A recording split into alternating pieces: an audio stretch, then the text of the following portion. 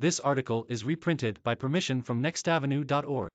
Traditional financial advice like the kind you got from your parents is often true, but even experienced investors might rely on maxims that are outdated and no longer serving your financial well-being. In fact, quite the opposite, as sticking to adages like cash is king and all debt is bad may be financial relics that you can stand to update. Here are 5 money thoughts that you can ditch to keep a young financial mind. 1. Pay your mortgage off early. One rule that may have become obsolete is paying down your mortgage faster than usual. With mortgage interest rates low, there's a good argument that putting that money elsewhere and earning a higher return over time may be a better bet than paying down your mortgage early. Trying to decide between eliminating debt and investing for the future can be a difficult decision, says Jason Laux, retirement advisor at Synergy Group, a retirement planning firm in White Oak, Pennsylvania. But mortgage debt isn't always a bad thing. If you put off saving for retirement in order to pay off your mortgage early, you may end up house rich but cash poor, says Laux. Instead, prioritize your personal finances. Use any extra money to max out contributions to your 401 or IRA. Saving and investing for retirement is going to offer you a better return over time, Laux says. Also see, planning to retire early? Watch out for these tax traps too. Cash is king over the long run. Holding significant amounts of cash ensures that you'll suffer significant lost opportunities, explains Robert R. Johnson, professor of finance at Hyder College of Business, Creighton University, and the co-author of The Tools and Techniques of Investment Planning, Strategic Value Investing and Investment Banking for Dummies.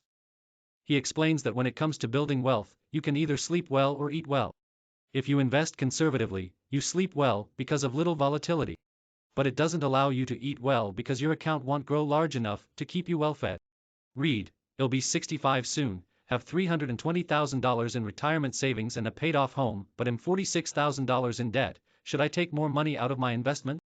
According to data compiled by Ibbotson and Associates, large capitalization stocks returned 10.3% compounded annually from 1926 through 2020. Over that same time, long-term government bonds returned 5.5% annually and T-bills returned 3.3% annually. To put it in perspective, $1 invested in the S&P 500 at the start of 1926 would have grown to $10,945. That same dollar invested in T-bills would have grown to $21.71. The surest way to build wealth over long time horizons is to invest in a diversified portfolio of common stocks, says Johnson.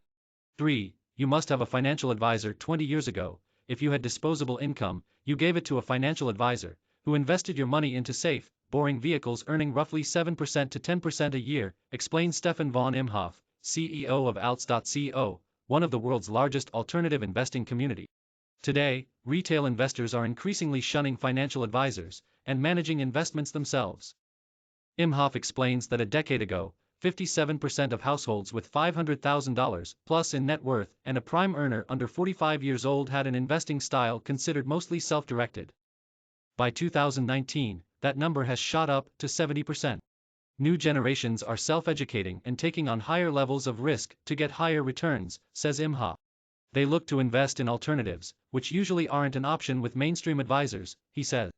Today, managing your portfolio on your own or with light guidance from an occasional financial checkup with a professional may be the preferred way to go.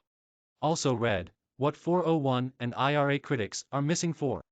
Contribute 10% to 15% toward retirement. Sure, this advice will work for someone who plans on working until their mid to late 60s, says Ty Jones, a personal finance and retirement blogger who blogs at Ask the Savings Guy, a financial independence retire early advocacy blog. But if you want to retire in your 50s, you'll need to save much more aggressively. By saving 25% of your income, a 30-year-old with no retirement savings could reach their retirement goal by age 55 instead of age 63, which is what it would be if they were to contribute only 15% a year based on the 4% rule and assuming an 8% return. Bumping up your 10% retirement savings to 20% or 25% can ensure both a more robust retirement portfolio and allow for earlier retirement, explains Jones. D. Is saving half your income hard? Saving 10% is even worse. 5. Stick to the 4% retirement rule. This rule says you can spend 4% of your retirement funds annually and not run out of money. Johnson says, research, most notably by Wade Pfau of the American College of Financial Services, shows that while historically that rule of thumb worked in the U.S., the current environment of low bond returns increases the likelihood that retirees may well run out of money if that rule is applied going forward. Jennifer Nelson is a Florida-based writer who also writes for MSNBC, Fox News and AARP. This article is reprinted by permission from nextavenue.org, copyright 2022 Twin Cities Public Television Incorporated. All rights reserved. More from Next Avenue.